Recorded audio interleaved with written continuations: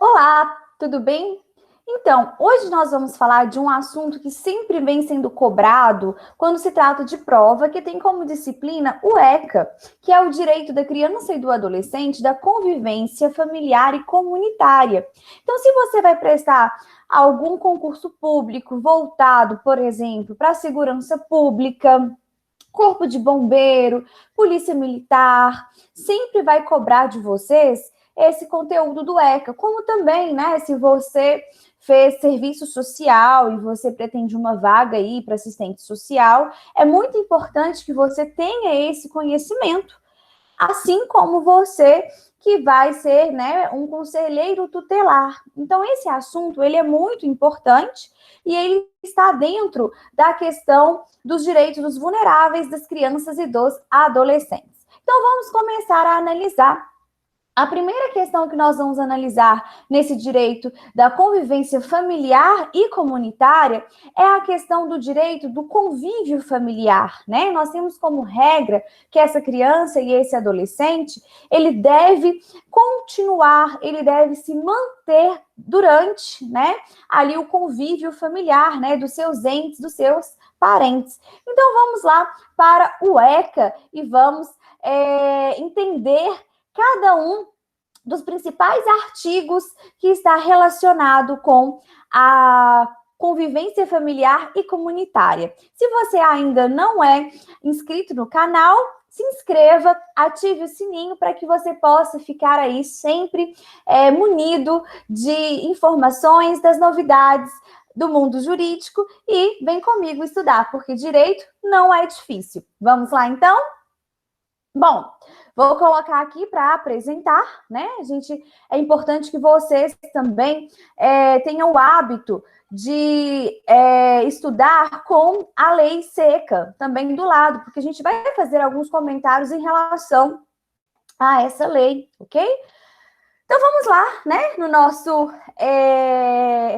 nosso microsistema, né? Aí o Estatuto da Criança e do Adolescente. Vamos começar então pelo artigo 19, né, que traz para a gente aí esse inicinho da convivência familiar e comunitária, que é muito importante, né?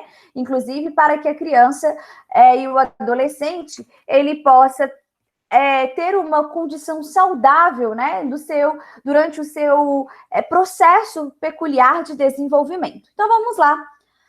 É direito da criança e do adolescente ser criado e educado no seio de sua família. Gente, isso é regra, tá? Fica aí o macetinho de prova. Sempre a criança e o adolescente, né, vai se tentar, obviamente, sempre observando o melhor interesse da criança, que essa criança, que esse adolescente, ele permaneça no seio da sua família.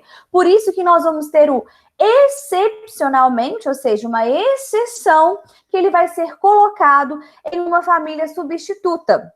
E essa família substituta, a gente vai ter, né, a questão ali da guarda, da tutela e da adoção. Assegurada sempre essa convivência familiar comunitária em ambiente que garanta seu desenvolvimento integral. Então, aí, sempre observando o melhor interesse da criança e também a busca pelo seu saudável desenvolvimento, né, da sua personalidade, até porque o adolescente ele tem uma condição especial, né? Ele está ali em formação biológica, psicológica e também social, ok?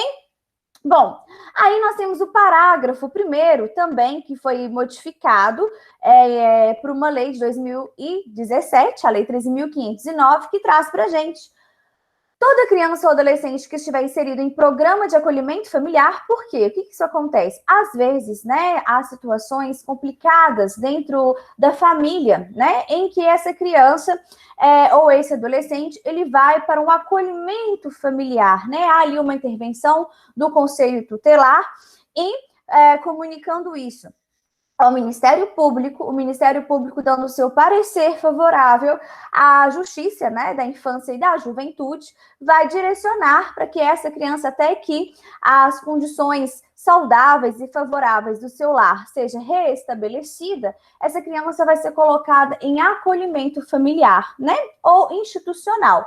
Ou há famílias que são cadastradas para poder acolher transitoriamente essas crianças, ou então a gente tem ali o acolhimento institucional, né? Que são chamados abrigos. E vai ter a situação dessa criança, né, dessa família, reavaliada a cada 3 meses, tá? Então, é importante a gente observar, devendo sempre a autoridade judiciária competente, e aí a gente tem que é a Vara da Infância e da Juventude, com base em relatório elaborado por uma equipe interprofissional, geralmente é psicólogo, né, assistente social, decidir de forma fundamentada pela possibilidade de reintegração familiar. Então, veja que importante, né? É a busca ali de que essa criança ela possa novamente, ou esse adolescente ele possa novamente se reintegrar à sua família. Ou pela colocação, se não for possível, né? Se houver aí a destituição do poder familiar, por exemplo, a colocação em família substituta, em quaisquer das modalidades previstas no artigo 28, que nós vamos ver, que é a questão da guarda, a questão da tutela e a questão da adoção, ok? Bom, também, gente, esse período que esse adolescente ele fica em acolhimento institucional, ou essa criança, não pode se prorrogar por mais de 18 meses, salvo exceto, né, se comprovada necessidade que atenda aí o seu superior interesse, devidamente fundamentado, obviamente, por uma decisão judicial. Então, em regra, é que essa situação ela seja avaliada quando a criança ou adolescente ele está dentro desse acolhimento institucional durante 18 meses no máximo, para saber, né, se ele vai voltar para o seio familiar ou se ele vai ser colocado excepcionalmente ali na família substituta, né? Então, isso é muito importante. Agora, obviamente, infelizmente, nós sabemos que o nosso país, né, embora grande parte, né, das nossas crianças que são colocadas e adolescentes em acolhimento institucional, muitas delas não são adotadas, muito em virtude, infelizmente, da raça, muito também em relação à idade, né, em que se não consegue restabelecer a família, né, o âmbito familiar, o seio familiar, e aí é necessário que haja a colocação em família substituta, acontece que essas crianças e esses adolescentes muitas vezes não são adotados e acabam por muitas vezes permanecendo por mais de 18 meses no acolhimento institucional, ok? Nós precisamos de políticas públicas, de programas e de mudanças de mentalidade para que essas crianças e esses adolescentes, né, no exercício aí da sua dignidade humana, possam ter direito, né, à adoção, possam aí ter direito a serem educados dentro de um lar. Bom, continuando, né, vamos lá. O parágrafo 3º traz para a gente também muito importante. A manutenção ou a reintegração da criança ou do adolescente à sua família terá preferência em relação a qualquer outra providência. Então, é a regra. A regra é tentar, né, dentro das possibilidades possíveis, que essa criança ela volte para o seu seio familiar.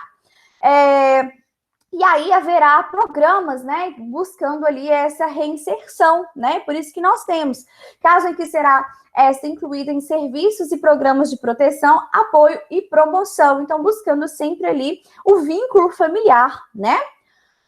Esse parágrafo 4º, ele é muito importante porque ele traz o direito do convívio familiar, inclusive de crianças e adolescentes que têm ali os seus pais que estão em situação de cárcere, né?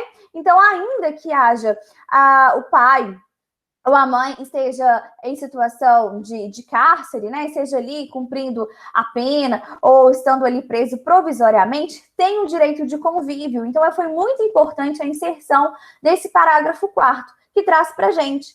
Será garantida a convivência da criança e do adolescente com a mãe ou pai privado de liberdade por meio de visitas periódicas promovidas pelo responsável ou nas hipóteses de acolhimento institucional, ainda que essa criança esteja em acolhimento institucional, pela entidade responsável, independentemente de autorização judicial, nem precisa de autorização judicial. Essa vedação de convívio, ela só vai acontecer se o pai ou essa mãe tiver sido condenado a crime doloso, sujeito à pena de reclusão contra um dos responsáveis pelo poder familiar ou contra ali o seu próprio filho ou filha ou descendente. Mas se não for essa situação, tem o pleno direito ao convívio familiar, né, por meio de visitas periódicas, ainda que esse pai ou essa mãe esteja em situação de cárcere, ok? Isso é muito importante.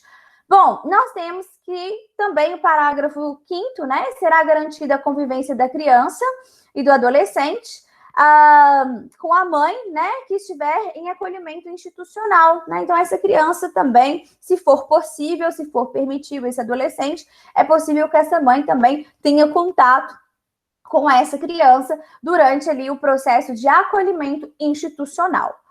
Bom, essa mãe, né, a mãe adolescente, ela vai ser assistida por uma equipe especializada multidisciplinar, ok?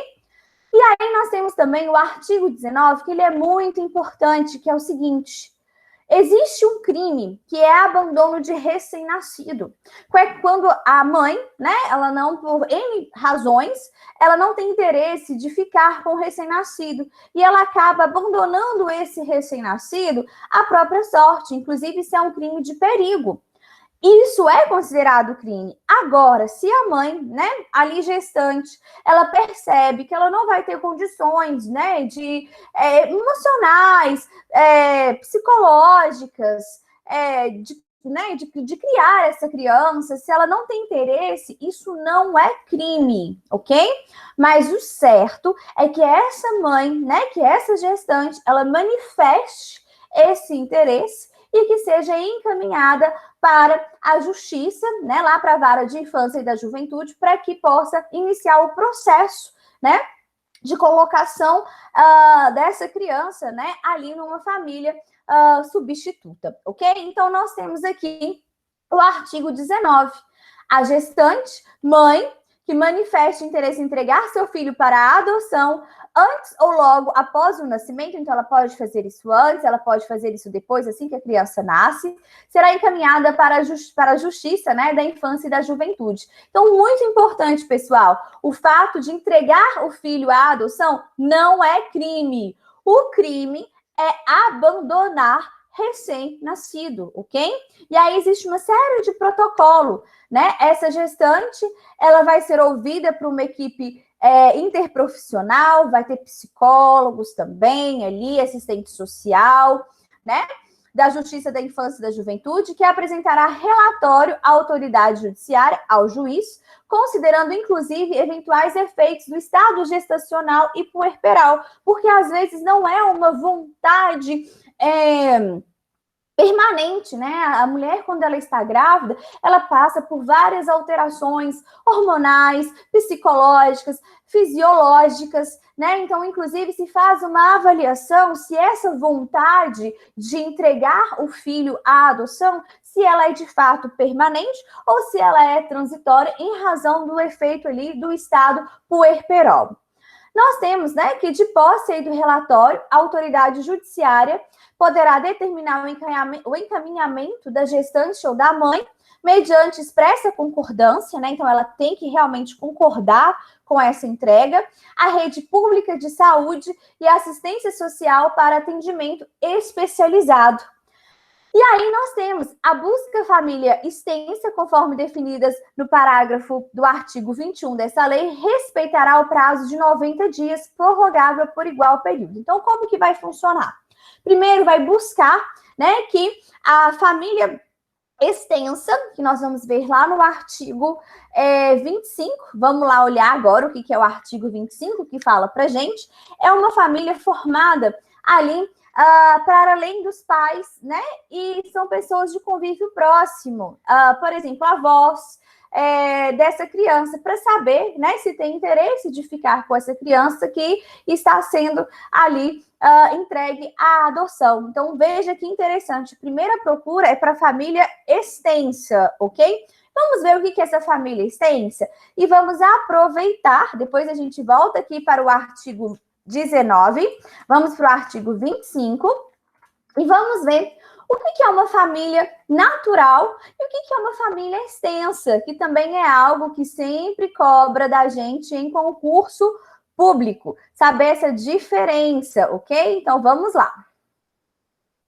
Bom, nós temos aqui, então, né? Vamos colocar aqui o artigo 25. O caput, né, do artigo 25, ele fala para a gente da família natural.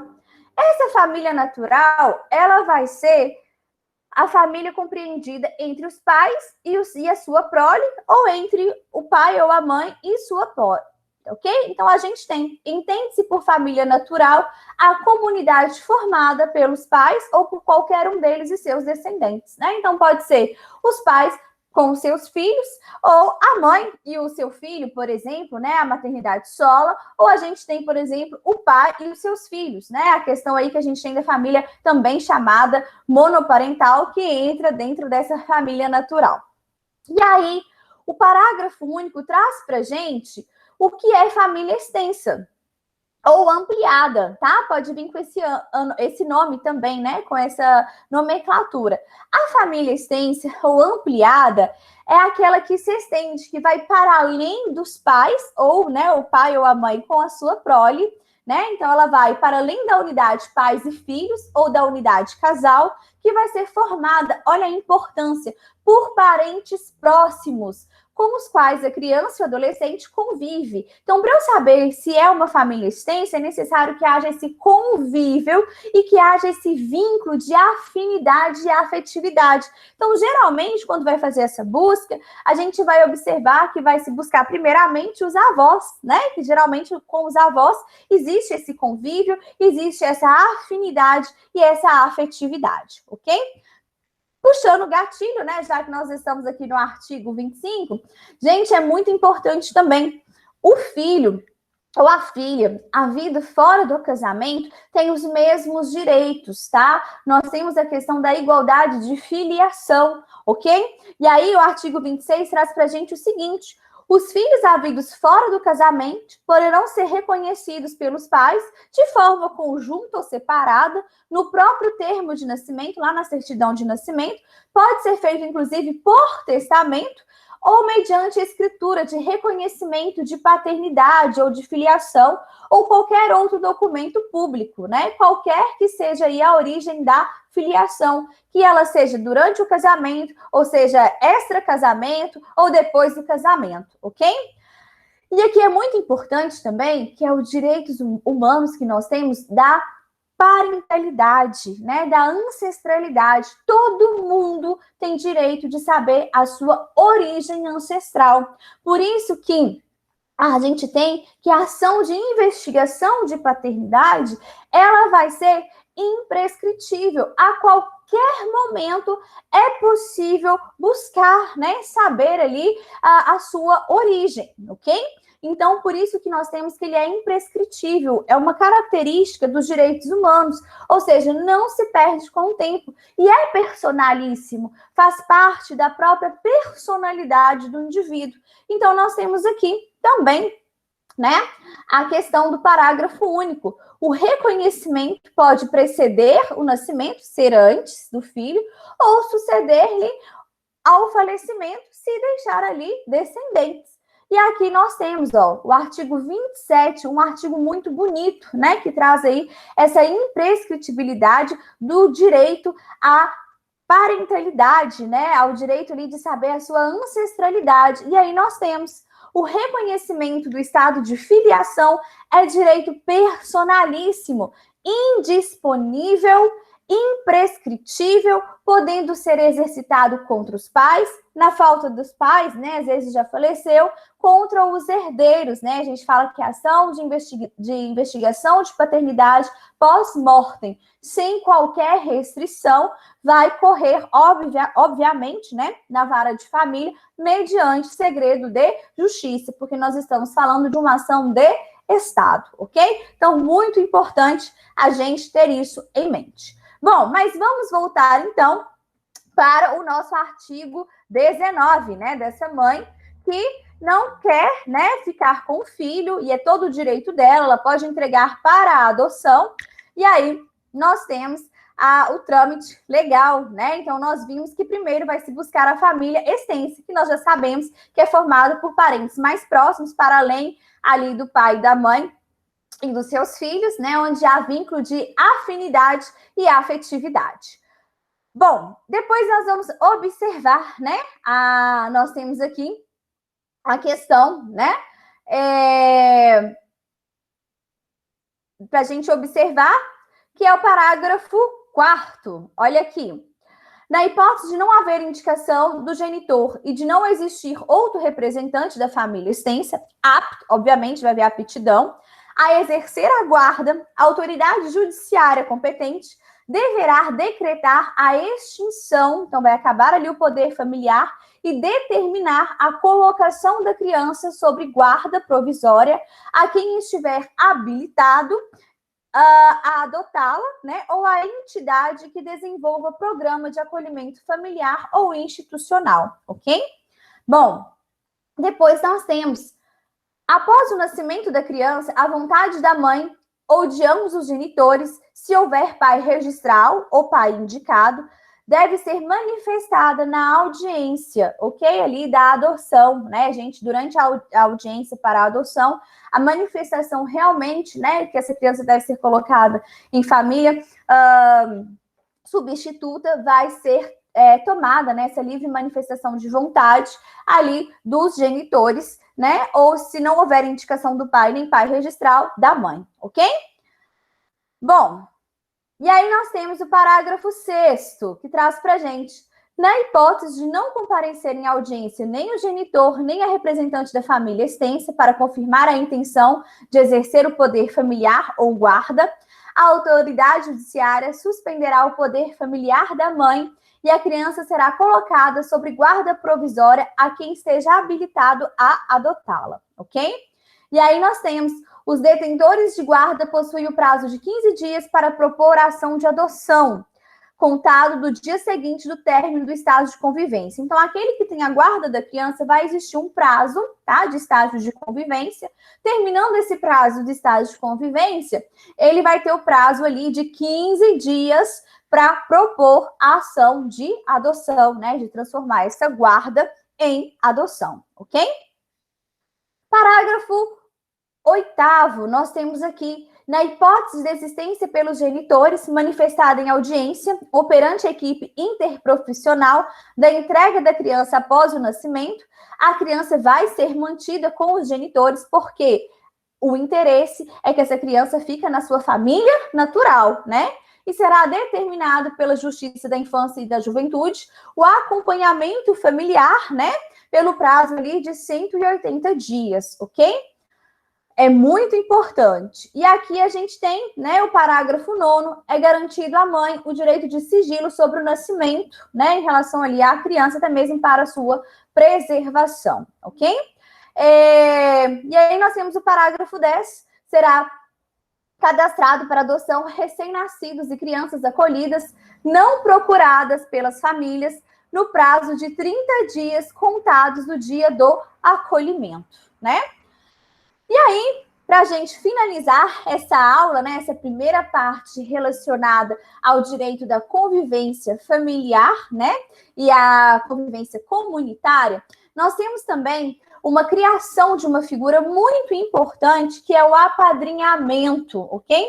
É muito importante isso porque, embora não haja ali um vínculo direto, né, no sentido de guarda, tutela e adoção, essas crianças que são colocadas em acolhimento institucional, elas passam a ser apadrinhadas, né, elas passam ali a receber todo o auxílio psicológico, moral, até mesmo financeiro de pessoas que querem contribuir, né, para o seu desenvolvimento. E aí nós temos o artigo 19, que é uma alteração recente também, que vem com a lei também 13.509 de 2017, que traz para a gente, olha, a criança e o adolescente em programa de acolhimento institucional ou familiar poderão participar de programa de apadrinhamento. E aí o parágrafo primeiro traz para a gente: o apadrinhamento consiste em estabelecer e proporcionar à criança e ao adolescente vínculos externos à instituição para fins de convivência familiar e comunitária e colaboração para o seu desenvolvimento, tanto no aspecto social, moral, físico, cognitivo, educacional e financeiro. E quem é que pode ser padrinho, né? Você que tem o interesse de apadrinhar uma criança que está em acolhimento institucional ou em acolhimento familiar, preste bastante atenção. Tem que ser maior, né? Tem que ter a maioridade civil aí, penal. Então, os maiores de 18 anos, né? Não pode estar inscrito em cadastro de adoção, né? Desde que cumpram ali os requisitos que vão ser exigidos no programa de apadrinhamento que fizerem parte, ok? É importante também o seguinte: não é apenas pessoa física que pode fazer parte do apadrinhamento, pessoas jurídicas também podem participar. E aqui a gente tem pessoas jurídicas que podem apadrinhar criança ou adolescente a fim de colaborar para o seu desenvolvimento, ok? E aí temos o parágrafo 4º. O perfil da criança ou adolescente a ser apadrinhado será definido no âmbito de cada programa de apadrinhamento, com prioridade, olha que interessante, para crianças ou adolescentes com remota possibilidade de adoção ou reinserção na família ali natural, ok? Então, olha que interessante isso, com prioridade a criança ou adolescente com remota possibilidade de reinserção familiar ou colocação em família adotiva, ok? Parágrafo 5º, nós temos aí também os programas ou serviços de apadrinhamento, apoiados pela Justiça da Infância e da Juventude, poderão ser executados por órgãos públicos ou organizações também, olha, participação da sociedade civil. Depois, nós temos o parágrafo 6º, né? Se ocorrer qualquer violação das regras estabelecidas no programa de apadrinhamento, os responsáveis pelo programa e pelo serviço de acolhimento deverão imediatamente notificar a autoridade judiciária competente. Então, sempre ali sobre a fiscalização do Poder Judiciário, que vai ser representado pela Vara da Infância e da Juventude, ok? Então, é muito importante isso para o nosso estudo. Finalizando, então, né? A gente já falou que os filhos havidos ou não da relação de casamento ou por adoção terão os mesmos direitos e qualificações, proibidas qualquer distinções discriminatórias relativas à filiação. Então, há igualdade de filiação entre filhos adotivos, né? Entre filhos havidos ou não dentro do casamento, ok? Isso, inclusive, é uma ordem, né? É um mandamento previsto na Constituição. A gente tem a igualdade de filiação, não pode haver qualquer tipo de restrição, ok? Bom, nós temos também, né, que o poder familiar, ele vai ser exercido em igualdade de condições, não tem aquilo, né, gente, é o pai que decide, né, ou é a mãe que decide. Não, tem que haver ali um consenso, né, uma tomada de decisão em relação à educação, criação da criança de forma conjunta entre os pais. Então, nós temos aqui, ó, muito importante, inclusive, né, quando a gente está falando da questão da guarda compartilhada de pais que são ali divorciados, né? Então, o poder familiar, não existe mais pátrio poder, porque o pátrio poder dava aquela ideia mesmo do patriarcado, do machismo, né, que o homem que era o chefe da casa. Não mais. A gente fala de poder familiar, nessa igualdade de direitos e deveres, quanto em relação, né, a educação, a criação, a manutenção dos filhos. Então, nós temos aqui O poder familiar será exercido em igualdade de condições pelo pai e pela mãe, na forma que dispuser a legislação civil, assegurado a qualquer deles, em caso de divergência, se recorrer ali à autoridade judiciária competente para a solução da divergência, né? Então, a gente tem, por exemplo, o adolescente maior de 16 anos, ele quer se emancipar, por exemplo, né? Ali, ele pode ter a autorização dos pais. A mãe quer que o filho se emancipe, né? Por exemplo, que ele já tem economia própria. O pai entende que não. Então, essa divergência não vai ser a palavra da mãe ou a palavra do pai que vai ali prevalecer. Essa divergência pode ser levada à vara da infância e da juventude, e aí o juiz vai analisar a questão da emancipação, ok? O artigo 22, aos pais incumbe o dever de sustento, guarda e educação dos filhos menores, né? Cabendo-lhe ainda os interesses destes, a obrigação de cumprir ou fazer cumprir determinações judiciais, né? Então, a responsabilidade dos pais, da guarda, do sustento, da educação dos filhos menores. Aqui é muito importante o seguinte: às vezes nós temos ação de alimentos, né? E durante a ação de alimentos ali, ou então na execução de alimentos, o menor, ele passa a ser maior, né? E aí o pai, né, que presta alimentos, por exemplo, pensa, eu não preciso mais pagar pensão alimentícia. Não, gente, ele pode até utilizar esse artigo, né? Ou seja, que os pais incumbem o sustento, a guarda e a educação dos filhos menores. Mas esse cancelamento da pensão alimentícia, ele não é automático, isso é muito importante. É necessário que se ajuize uma ação de exoneração de alimentos, ok? Então, cuidado com isso, beleza? Bom, ao pai e à mãe, ou responsáveis, têm direito a iguais deveres e responsabilidades e direitos também compartilhados no cuidado, na educação da criança, devendo ser resguardado o direito de transmissão familiar de suas crenças, de suas culturas, assegurados os direitos da criança estabelecido nessa lei, né? E aqui, gente, muito importante também, a falta de recurso econômico por si só não é motivo de colocar essa criança ou esse adolescente em família substituta, ok? Isso é muito importante. A falta ou a carência de recursos materiais não constitui motivo suficiente para a perda do poder ou suspensão ali do poder familiar. Isso é muito importante também. Às vezes as pessoas falam, a criança ela pode ser adotada porque os pais não têm ali, são pobres no sentido legal do termo, não tem nada a ver disso, tá? Isso não pode ser motivo relevante para a colocação dessa criança ou desse adolescente ali numa família substituta. Depois nós temos, né, não existindo outro motivo que por si só autorize a decretação da medida, a criança e o adolescente será mantido em sua família de origem. Olha aí a regra, né? A qual deverá obrigatoriamente ser incluída, obviamente, né, em serviços e programas oficiais de proteção, apoio e promoção, né? E aqui, mais uma vez, demonstrando o direito de convívio, ainda que os pais estejam ali encarcerados, né? A questão de que a condenação criminal do pai ou da mãe não implica a perda, a destituição do poder familiar, exceto, salvo, na hipótese de condenação por crime doloso, sujeito à pena de reclusão, aquele que inicia lá no regime fechado, né? Pode iniciar no regime fechado, contra outrem igualmente titular do poder familiar. Então, por exemplo, o crime é cometido entre casais, né? Ou contra o filho ou filha ou outro descendente, ok? Então, isso é muito importante, uma alteração recente também, 2018. E, por fim, nós temos, né, a perda e a suspensão do poder familiar serão decretados judicialmente. Somente o juiz da vara da infância e da juventude pode decretar aqui a perda do poder familiar ou a suspensão desse poder.